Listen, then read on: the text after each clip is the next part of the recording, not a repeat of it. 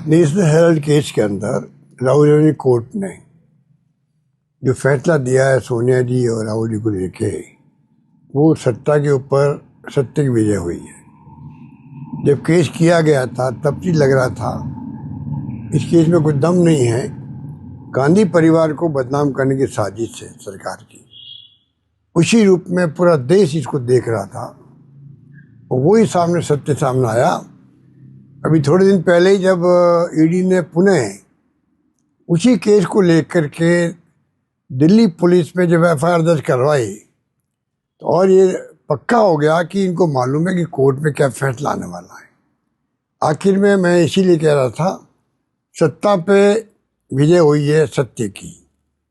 इनको मुंह की खानी पड़ी है और समझ जाना चाहिए इनको किस प्रकार से इन्होंने लगातार 54 घंटे तक राहुल गांधी जी पूछताछ करी। सोनिया जी बीमार थी तब भी बुलाया गया उनको।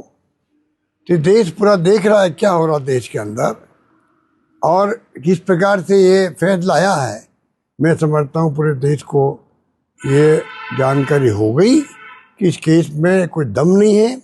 पंडित नेहरू ने 1938 को जो अखबार शुरू किया था, उसको लेकर के आज जिस प्रकार का ये तमाशा कर रहे हैं, उसको ये देश कभी माफ नहीं करेगा। धन्यवाद। नेशनल हेराल्ड केस को लेकर भारत सरकार ने अपनी तरफ से कोई कसर नहीं छोड़ी। कांग्रेस पार्टी को, गांधी परिवार को झूठे केस में आरोपी बनाने की उन्होंने पूरी ताकत लगाई और आज कोर्ट ने इस पूरे केस का संज्ञान तक नहीं लिया, सिरे से खारिज कर दिया। और मुझे लगता है कि ये जो न्यायपालिका में हमारा भरोसा था, ये उसका परिणाम है। और तथ्यहीन आरोप लगाकर छवि को बदनाम करने की जो नाकाम कोशिश बीजेपी लगातार कर रही है, ईडी को लेकर, सीबीआई को लेकर, इनकम टैक्स को लेकर, सोनिया जी, राहुल जी, तमाम लोगों को उन्होंने मीडिया के अंदर बदनाम करने की कोशिश की। आज कोर्ट ने कहा कि जो आपके दस्तावेज आप दे रहे हैं, तथ्यों का हमने अध्ययन कर लिया और हम संज्ञान योग भी, मतलब कॉग्निजेंस भी नहीं ले रहे हैं। मतलब इसमें कोई दूर दूर तक सच्चाई से परे है।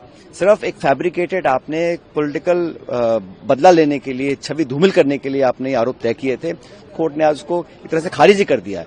तो ये दिखलाता है कि जो मीडिया में भाजपा के सरकार की जो कोशिश रही है कि कांग्रेस पार्टी को बदनाम करने, वो आज कोर्ट ने उसको सिरे से खारिज किया है। ये न सिर्फ सच्चाई की जीत है, लेकिन आने वाले समय में देश भी देखेगा कि मुद्दे डाइवर्ट करने के लिए कैसे सोनिया जी, राहुल जी को बार बार आपने कितना पीड़ा दी, कितना उन्हें नोटिस भेजे, कितनी पूछताछ कराने की कोशिश करी, लेकिन परिणाम ये निकला कि न्यायपालिका ने, भारत के लोगों का जो भरोसा है न्यायपालिका में, वो साबित हुआ है और सिरे से खारिज हुआ है। मैं इस निर्णय का स्वागत करता हूँ।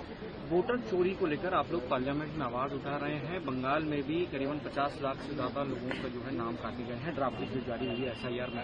आप लोगों की चिंता यही थी कि बार बार घुसपैठियों का जिक्र करके सरकार जो है नाम काटने की कोशिश करती है। अभी तक उन सूचियों को भी जारी नहीं किया है। कितने लाख, कैसे आप ये घुसपैठियों का नाम लेकर, कभी घुसपैठी हरियाणा में आ जाते हैं, कभी घुसपैठी महाराष्ट्र में आ जाते हैं, कभी बंगाल में आ जाते हैं। तो 11 साल से भारत सरकार ने कितने घुसपैठियों को देश से निकाला है। इस देश का जो नागरिक नहीं है, जो इलीगल तरीके से रह रहा है, मैं कहता हूं उसको तुरंत निकालना चाहिए। लेकिन 11 साल में कितने निकाले हैं? सिर्फ घुसपैठियों का नाम लेके भय दिखाकर जो चुनाव का नैरेटिव है उसको बदलना चाहते हैं। और हमारा ये कहना है कि एसआईआर पहले भी देश में हुई है, आज भी हो रही है, लेकिन इतने कम समय में, इतनी जल्दबाजी में दबाव बनाकर बीएलओ को आत्महत्या करनी पड़ रही है। कितने दुख की बात है देश के लिए। तो हमारा जो पूरा जो प्रक्रिया है वो पारदर्शी हो, उसका संज्ञान इलेक्शन कमीशन ले और एक निष्पक्ष तरीके से एसआईआर होता है, किसको आपत्ति है। लेकिन जब आरोप आ रहे हैं, जल्दबाजी में आप कर रहे हैं, जिंदों को आप मरा हुआ दिखा रहे हैं, लाखों लोगों के नाम काट रहे हैं और घुसपैठियां कहकर आप किसान, दलित, पिछड़े, इन लोगों के नाम आप अगर काटेंगे तो उसके खिलाफ आवाज बुलंद करना हमारा अधिकार है, हमारी जिम्मेदारी है। उस काम को हम लोग कर रहे हैं।